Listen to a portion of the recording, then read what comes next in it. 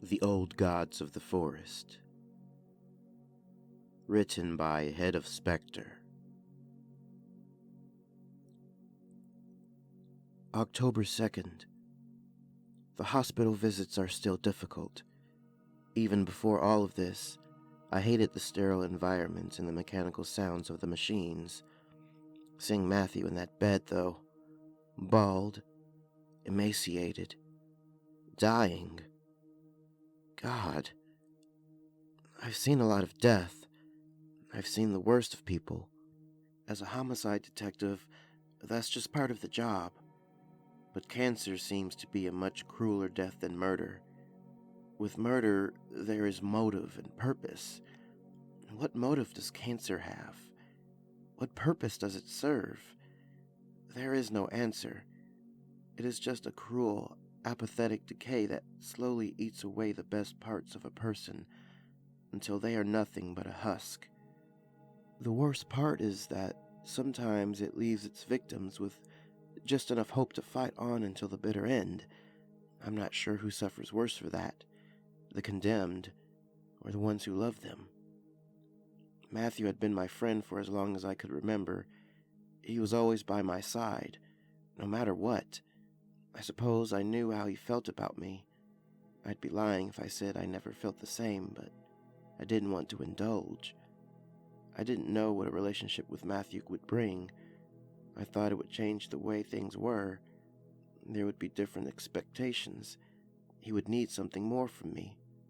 Something I didn't know I could give him. I convinced myself that he would have been happier with someone else. Someone who could have loved him the way he deserved to be loved.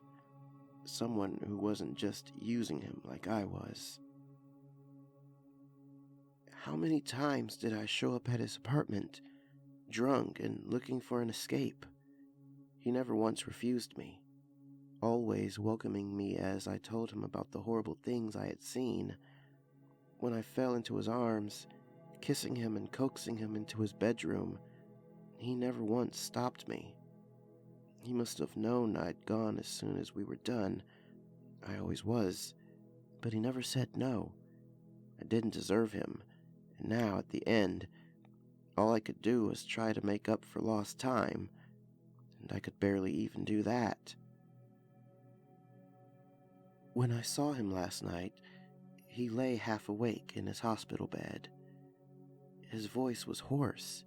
His hair was gone. Cancer had taken everything away from him. But I still loved him. His eyes opened when he saw me, the corners of his mouth raised in a sad smile. "Hey, Karen," he said. The sound of his voice nearly broke me. But I sat by his bed and held his hand. "You shouldn't be here." "You'd have been there for me," I replied. He just smiled softly and looked out of his window into the courtyard of the hospice. We talked for a while about anything but the cancer. He could barely form the words, and watching him try was one of the hardest things I have ever done. If I could have spent the day there, I would have.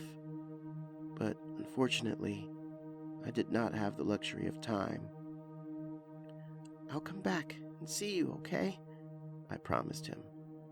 "Don't," Matthew said. He meant it. "I don't want to be remembered like this." "You won't be," I promised him. I stood up from my chair and leaned down to kiss his forehead. "I love you." There was something in his eyes when I said that. He smiled at me ever so slightly. "I love you too." I squeezed his hand before I left him, and I promised myself I would not be away for long. I don't know if this is going to work. Logically, it shouldn't, but I'm at the end of my rope. I only hope that Matthew can hold out a little bit longer, at least until I get back. If this works, then it won't be a problem. But if not, at least I said what I had to. The drive up to the national park was long and tedious. I took very few breaks, as I did not want to waste any time. I drove through the night. I'd booked some time away from work. I had no major outstanding cases, and unsure of how much time this would take, I'd taken care to request a few weeks away from work. I'd made my preparations accordingly. It was hard to say just how long I'd be alone in the wilderness. I brought enough dried food to last me a few weeks, a water bottle that I could refill. I also brought some metal cookware, basic toiletries, a tent, a sleeping bag, 2 bottles of whiskey, and my flask, among other things. As a precaution, I made sure to bring a pistol.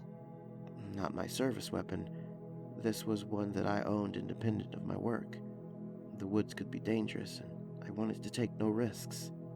The map I'd been provided led me deep into the park, down a dirt road that led to what should have been an empty clearing. I was expecting to be alone, but the sight of other cars took me by surprise. There were 3 of them.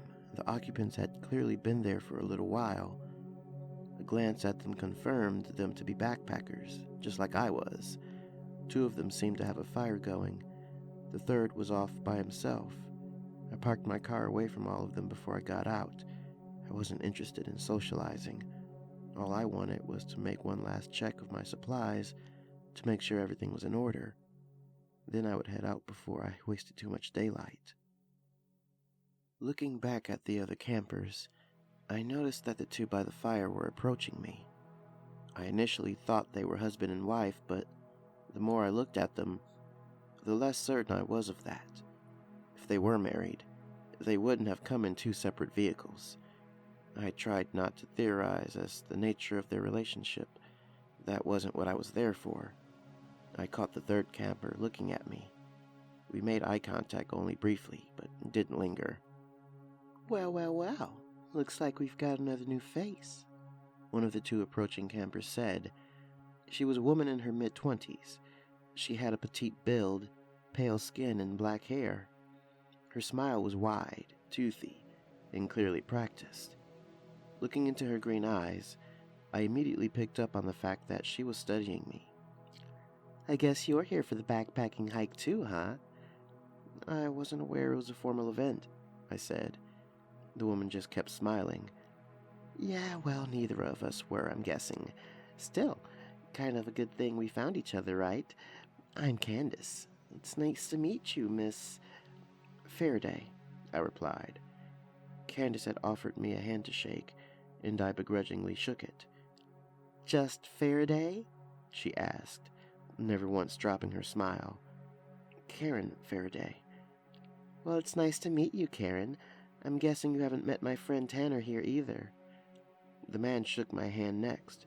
He was a tall man with a large upper torso and bushy beard. His arms seemed almost disproportionately long compared to his body. I'd noticed he had a slight limp as he approached me. "Nice to meet you," he said softly. "Tanner Hitchcock." I looked him in the eye, studying his face. That name sounded familiar. "Nice to meet you too," I said. Tanner pulled back and stuffed his hands into his pockets as Candace resumed her control over this conversation.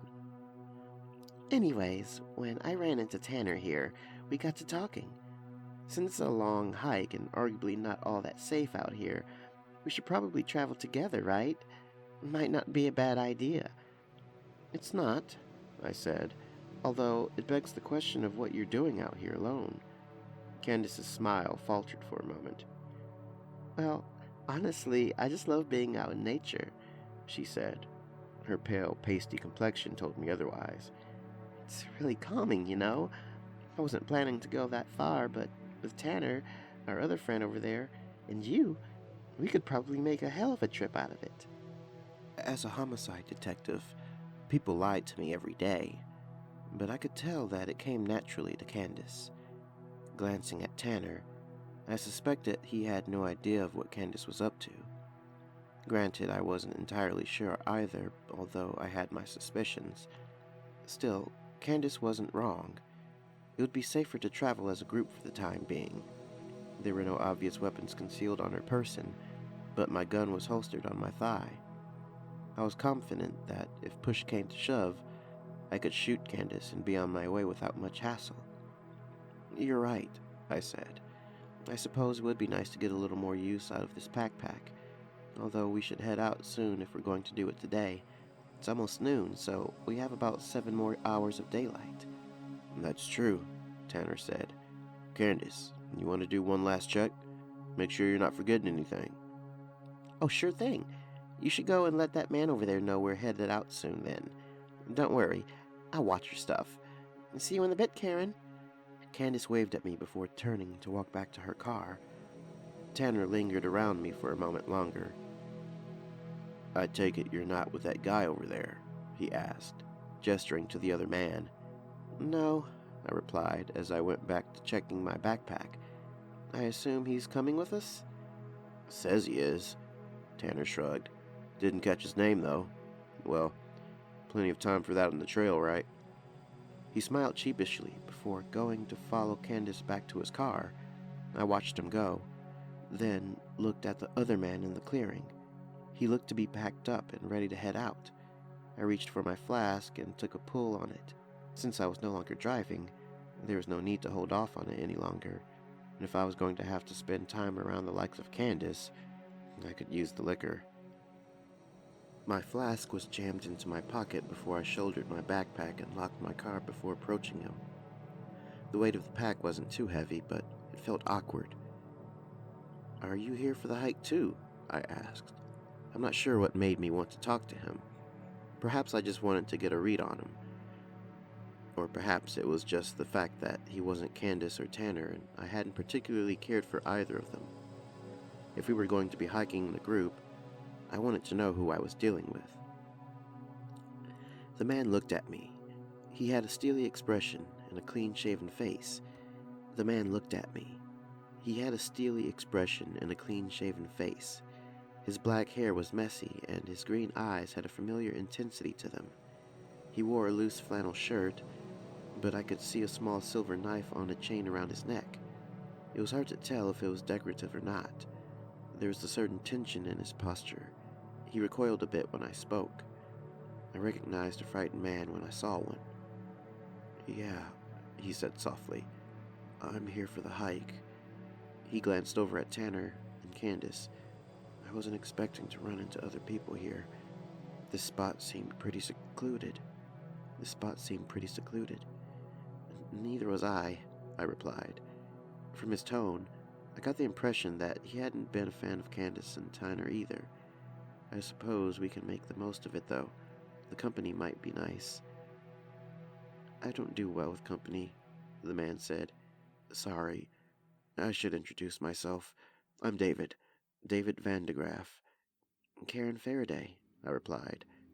I was tempted to ask what brought him out that way, but I already knew the answer. Part of it, at least. The part that mattered.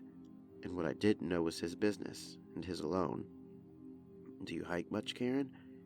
On occasion, but not usually so late in the season.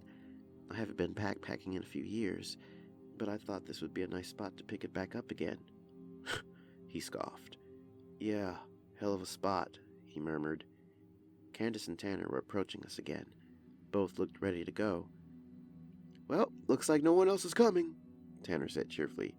Think we should head out? Were you expecting other people? I asked. Tanner's smile faltered a little. No, not really, he said. Seems like a popular spot today, though. I nodded in agreement before looking over to the tree line before us.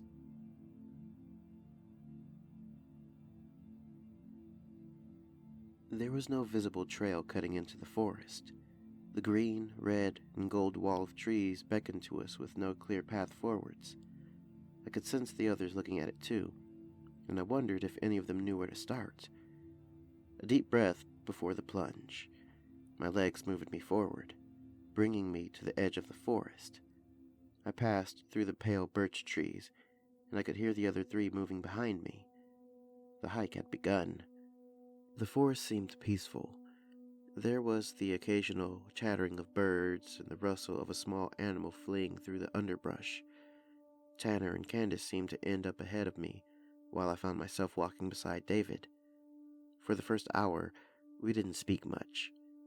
Tanner whistled a happy tune as Candace pushed on ahead, as if she was expecting to find something. When one of us finally broke the silence, I was surprised to hear that it was David. "So, none of us are going to say it, huh?" "Say what?" Tanner asked, briefly looking back at him. "Well, it's a little odd, isn't it?" David asked. "All of us coming here alone and running into each other? This isn't a regular trail, you know." "Well, what can I say? I like the thrill of it," Tanner said. "And what about you, Candace?" "Hmm? Oh, yeah. Great outdoors and all that," she said. I didn't bother chiming in. The others were clearly adamant that they deny the obvious, and I wasn't going to dispel the illusion without good reason. "You two get out a lot, do you?" David asked. "From time to time," said Tanner. "What about you?" "You could say I'm something of an outdoorsman." I zoned out from listening to David grill Tanner, and instead focused on the sounds of the forest around us. The trees stood tall as we made our way between them, and the terrain beneath our feet was uneven. I thought about reaching for my flask, but I didn't want to drain it too quickly. I only had 2 bottles, and I didn't know how long we'd be out there. Going through it all too quickly would be a mistake, and I didn't want my drinking to draw any unnecessary attention. The last thing I needed was an intervention from a bunch of strangers. Or worse, for them to see it as some sort of weakness. While David was the only one with a visible weapon, my new companions could have held all sorts of surprises. Candace was clearly a liar. Tanner was either stupid or very good at pretending he was, and I had yet to get a read on David. The day went by quickly, and I noticed the sky slowly getting darker as we continued onwards. There was a familiar exhaustion in my legs, but I didn't ask for a rest. We'd likely be making camp soon, and the more ground we covered before then, the better. The terrain was getting rockier. We'd started up a slight incline some time ago, and it wasn't letting up. I could see Tanner slowing down a little. His limp had gotten more pronounced, but he kept a steady pace. He had adopted a long stick as a hiking pole, and it seemed to cover his handicap. I looked around, taking in the world around me, and paused for a moment when I spotted a shape atop a small rock formation. The wolf was a good 50 feet away, and it stood stock still as it observed us. I should have expected to see some wildlife, but the sudden sight of a wild wolf put me on edge. "Noticed him, did you?" David asked me, and I looked back at him. He'd stopped beside me and was staring at the distant wolf. It turned and disappeared behind the rocks. "He and his friends have been following us for the past hour or so," he said. "I wouldn't worry about it. They're just curious. We're in their territory. Chances are they'll keep their distance." "You seem sure about that." "I've had some experience with wolves," he replied. "They're not so bad when you get to know them. Trust me." He started moving again, closing the distance between Tanner and Candace. They hadn't bothered stopping for us, and I reluctantly followed him. We stopped beside a small lake and made camp for the night there. I had been planning on a light supper for a dehydrated meal and some nuts, but Tanner seemed to have other plans. He'd brought a pack of hot dogs that he was willing to share, and we cooked them over the open fire. Though he had no buns or toppings, the sight of them and my hunger had made it impossible to say no. Candace chipped in with a bottle of vodka she'd brought. I recognized the brand. The bottle was in the shape of a skull. I thought it was an unnecessarily cumbersome thing to pack, but I didn't argue when she'd offered to share. Whatever tension had been felt throughout the day melted away quickly once food and alcohol got involved. Even I let my guard slip a little. "Hey, anyone know any good campfire stories?" Tanner asked. It was later in the night, and there were no immediate replies, but Tanner's enthusiasm wasn't quelled. "No, huh? Okay, well, I think I've got one. Any of you guys ever hear about the old gods of the forest?"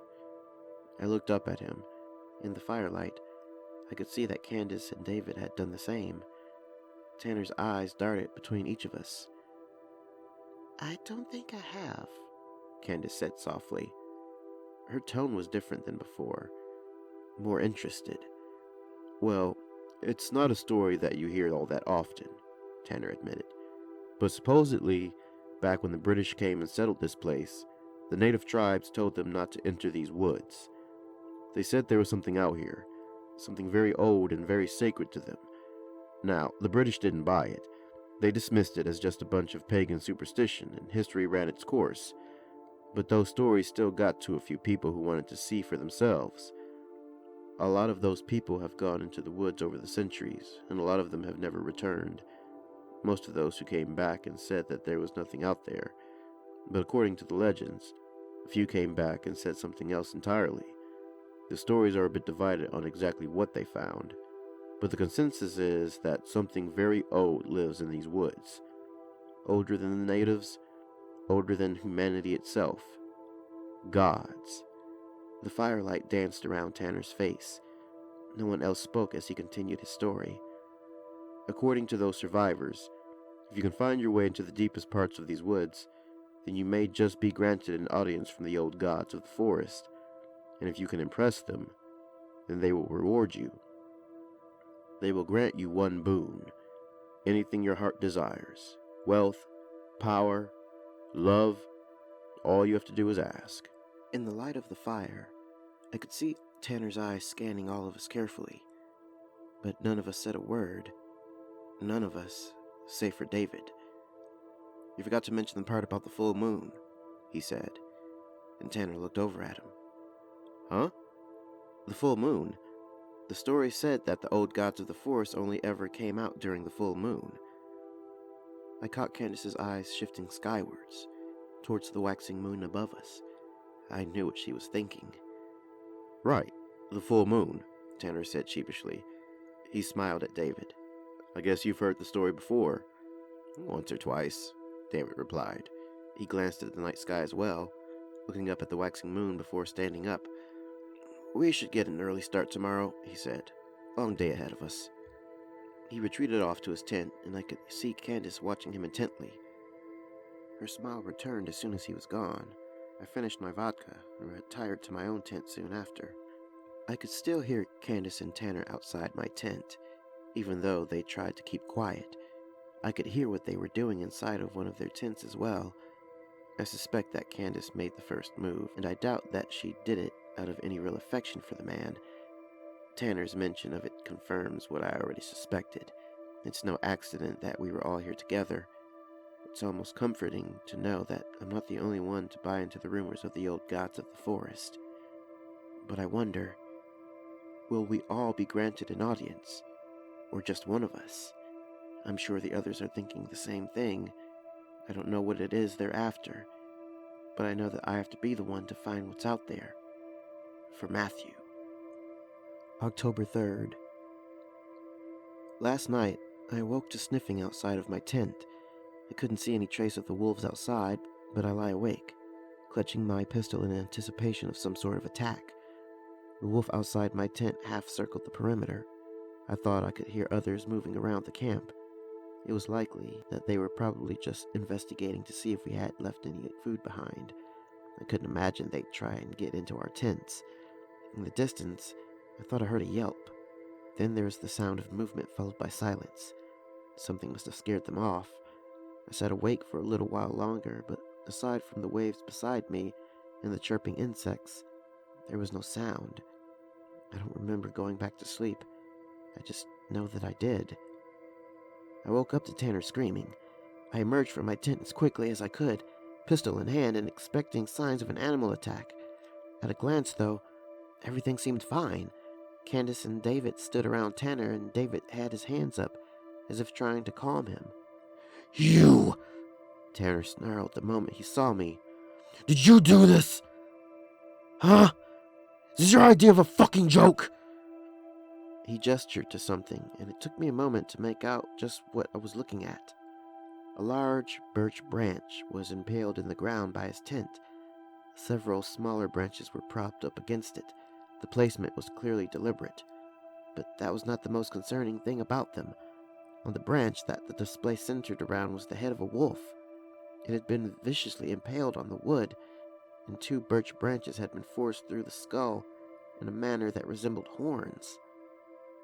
The mouth hung open, and the eyes stared vacantly ahead.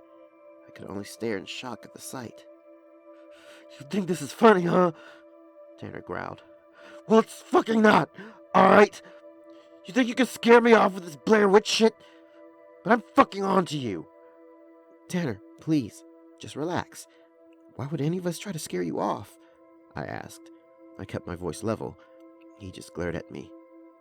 Please, you want to tell me you didn't figure it out the second you saw the rest of us? It's obvious. It's been obvious right from the fucking start, so let's just all come out and say it, alright? You're here to see the old gods, just like I am. So what if we are? I replied. But what do any of us have to gain by scaring you off?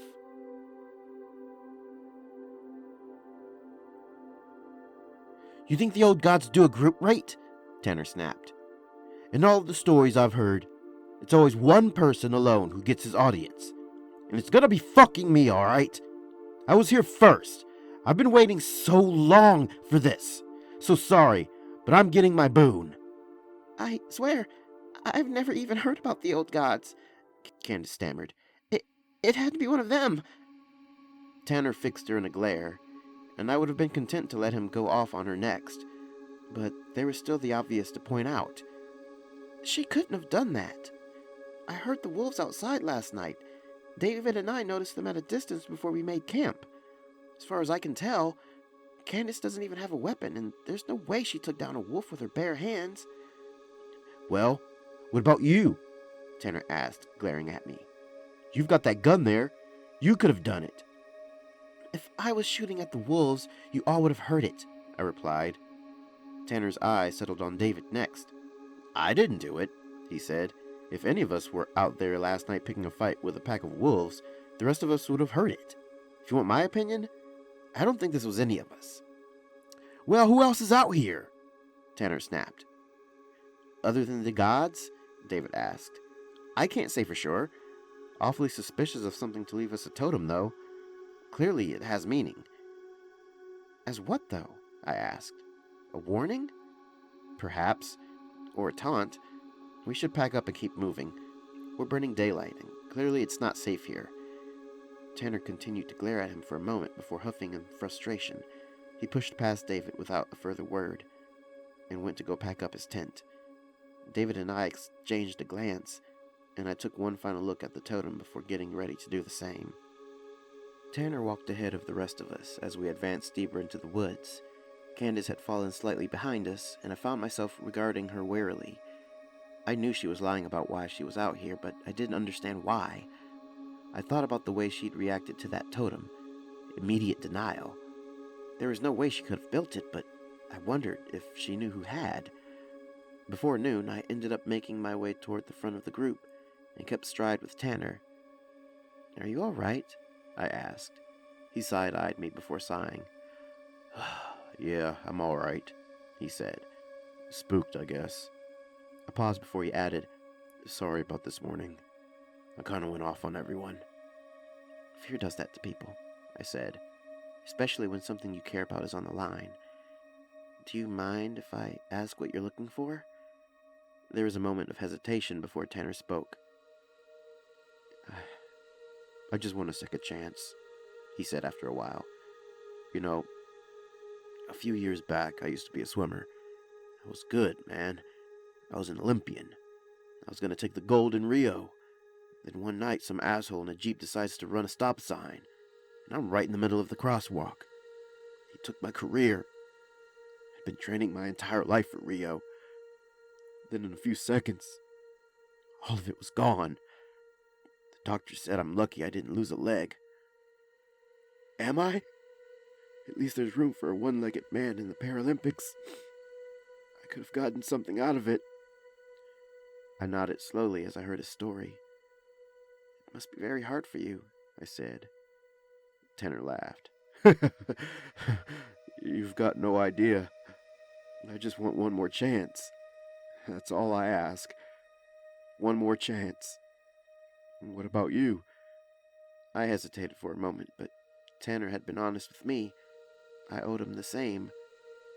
Someone I love is very sick, I said. It's lung cancer, stage 4. Tanner didn't respond. He kept looking straight ahead, and I didn't blame him. What I'd said was not an easy thing to swallow.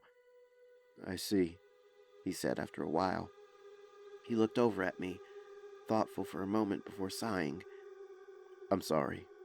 I'm not going to turn back. But for what it's worth, maybe we'll get lucky.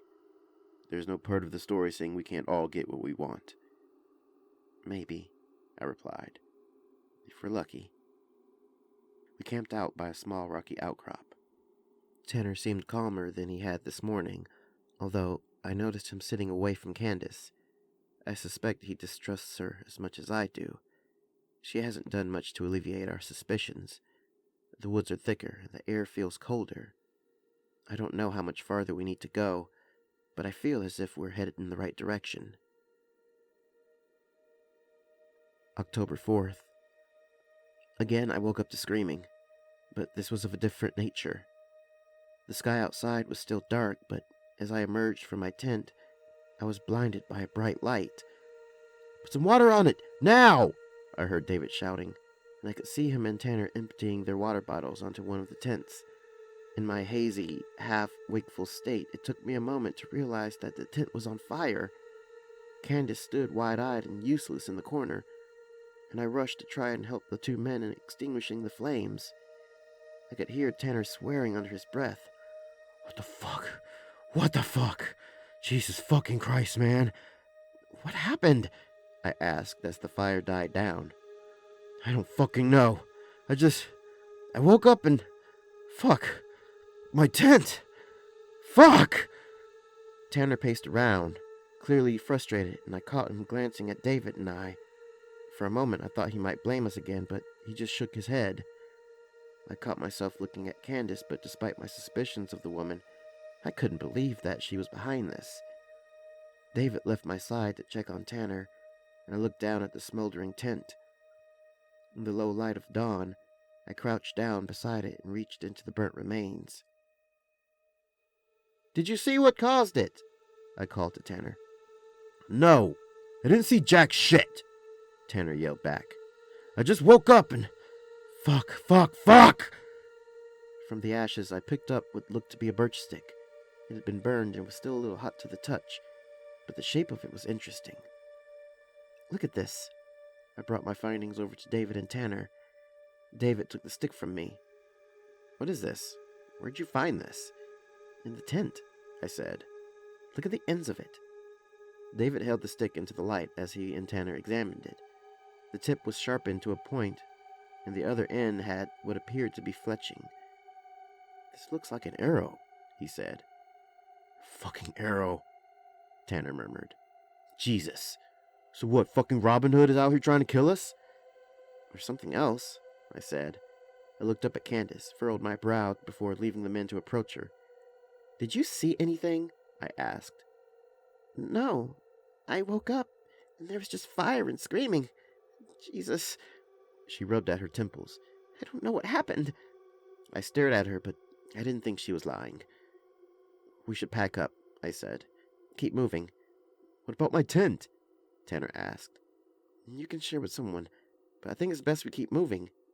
Tanner stared at me, and I could tell he wanted to argue, but he didn't, as we packed up quickly and left the ruins of his tent behind. As day broke, snow began to drift down between the trees. "Fucking perfect," I heard Tanner murmuring, but he didn't complain much beyond that. Candace had fallen to the rear of the group while David and I stayed near the front. "It's a little early in the season for snow," David said. "This doesn't feel right." "Should we take that as a sign that we're headed in the right direction then?" I asked. He huffed in approval. "The legend said that the old gods would test us. I wonder if this is what they meant. Perhaps. It's gotten quieter. Did you notice?" He nodded. "No birds, no animals. I don't think we're alone, though. Something ran the wolves off the other night, and it's been following us ever since." "No birds, no animals. I don't think we're alone, though. Something ran the wolves off the other night. It's been following us ever since." "Gods?" I asked. David shook his head. "No, but I'm not the only one who's noticed them." He glanced back at Candace, and I knew what he meant. It was about an hour later when we found the deer. I saw it up ahead at first, although I couldn't make out exactly what it was. But when I got close enough to see, I picked up my pace, approaching the thing before me. It was strung up between two birch trees, all four limbs splayed out. The chest had been cut open and hollowed out, but the bones had been left in place, the deer's head lolled to the side, its horns keeping it somewhat propped up. What did this? I approached the carcass slowly, but I didn't know what to make of it. This wasn't for food, David said softly. This was a warning. Again, I looked at Candace, who stared up at the carcass with unease. This didn't seem like an act, but I approached her anyways. Any thoughts? What? She was shaking, and not from the cold. Someone left this for us. I'm willing to bet the same person erected that totem outside our camp and burned Tanner's tent. David says something's been following us. I want to know if you know what's out there. Why would I know? She asked. I'm just as lost here as you are. Are you? You're here despite saying you'd never heard of the old gods. But after all we've already seen, you haven't turned back yet. Clearly there's something you're looking for out there. Clearly there's something you're looking for out here. Just the same as us. I don't care what it is, but if you know something that we don't, we deserve to be told. Candace bit her lip before looking past me at the deer. Fine, she said softly. Yes, I've heard about the old gods. Obviously that's why I'm here. But I didn't hear a single fucking thing about wolf heads and gutted deer. I stared at her for a moment, thinking it over. Then I reached for my flask and took a long pull. I thought about threatening her, but that seemed like a step too far. I didn't know for sure that she was lying. All right, I said after a while. Let's move on then. I turned and walked away from her and made my way deeper into the forest. Slowly, the other three followed, and we did not stop to rest until night had fallen. We agreed to sleep in shifts. 2 of us would stay awake to keep a lookout, and 2 would sleep. David and Tanner took the first shift, and I hoped they'd be all right. Something told me we'd be getting another visit from our hunters. David woke me up at around 2 in the morning for my shift. Candace was already sitting by the fire, drinking from her water bottle, and she watched as I filled up my flask before joining her. Isn't it a little early to be drinking? She asked. It keeps me focused, I said before taking a pull. I was down to just a quarter of my bottle now. Candace just scoffed. Whatever you say, she murmured. She stoked the fire quietly, and I began to think she wouldn't talk to me at all. But then she spoke up again. So, I heard you're out here trying to save your boyfriend. Tanner told you? I asked. She nodded. He's been asking what we're all after. I think maybe he's having second thoughts. As far as I can tell, David's kept his mouth shut on what he's looking for. Says it's something personal. Tanner told me all about his Olympic career, of course. And what about you? I asked. What are you after? Candace smiled sadly. Well, that's the $1,000,000 question, right? Let's just say I've hit a run of bad luck. Lost a lot of money on cards, and I'd like to turn things around. I raised an eyebrow at her before shaking my head. It sounded like a stupid reason to be out in the woods, but telling her as much wouldn't achieve anything. Mind if I have some of that whiskey? She asked. I offered her the flask and watched her take a drink. Thanks. I've got a question. What happens if the gods will only appear to one of us? Do we pick each other off to decide who gets the honor, or do you think they're going to choose whoever gets to see them? I honestly don't know, I replied. I suppose we'll find out soon enough. Very soon, Candace said. The full moon is tomorrow night, you know. We're going to have to decide. And frankly, between the 2 of us, I like my chances. She grinned and passed my flask back to me. In the firelight, her smile seemed unsettling. The snow slowly drifted around her as she stood up and stretched. Hey, can you hold down the fort for a minute? I gotta use the ladies' room. She trudged off into the darkness, and I watched her go for a moment before looking back into the fire. I thought about accompanying her. The woods were dangerous after all. But there was a part of me that didn't care if anything befell Candace. 10 minutes later, Candace hadn't returned, and I heard the first movement in the trees. I looked up, hoping it was just Candace. but I couldn't see her in the dark. Slowly, I reached for my pistol and stood up. "Candace?" I called, but there was no answer. I thought I heard wind rustling through the dry branches. In the light of the fire, I could see the pale bark of birch trees around us, and I could have sworn I saw movement behind them. Then came the sound of the wind again, dry and scratchy, only it sounded wrong. It went on for too long and seemed to be getting closer. I saw something duck behind a tree, but I didn't get a good look as to what. Then I heard that noise again, and I felt a sudden stab of panic as I realized that it was not the wind. It was a voice. Something hit me on the back of the head. Stars exploded across my vision, and I hit the ground. I saw figures emerging from the woods, tall, dark, and terrible. I could hear their dry, scratchy voices. I tried to raise my gun, but I was struck again, and for a moment, I lost consciousness. I must have been out only a few minutes, but when I came to, I was on my knees. A pale hand rested on my shoulder, and I could feel something sharp against my neck. I watched as Tanner was dragged, screaming, out of his tent, and the shadowy figures worked to do the same to David.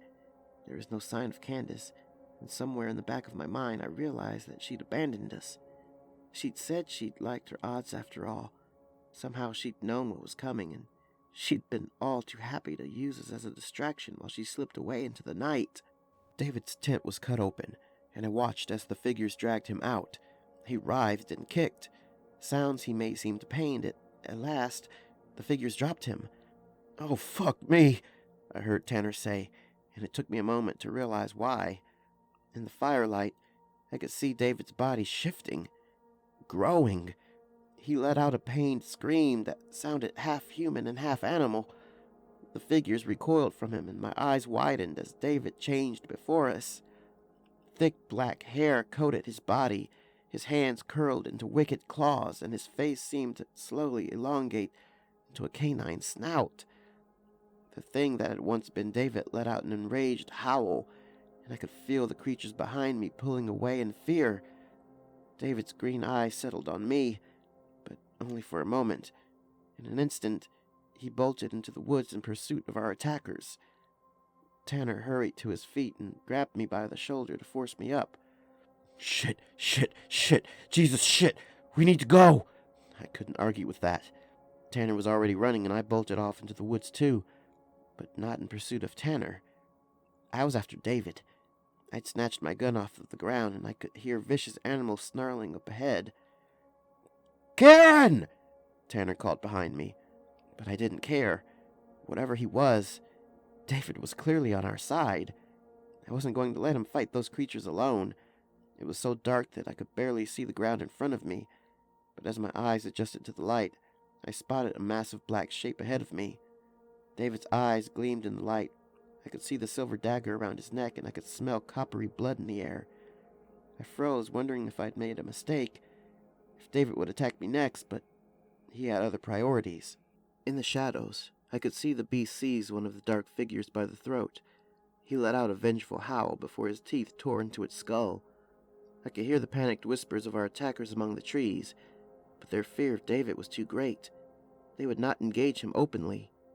Those whispers grew distant before they faded away entirely.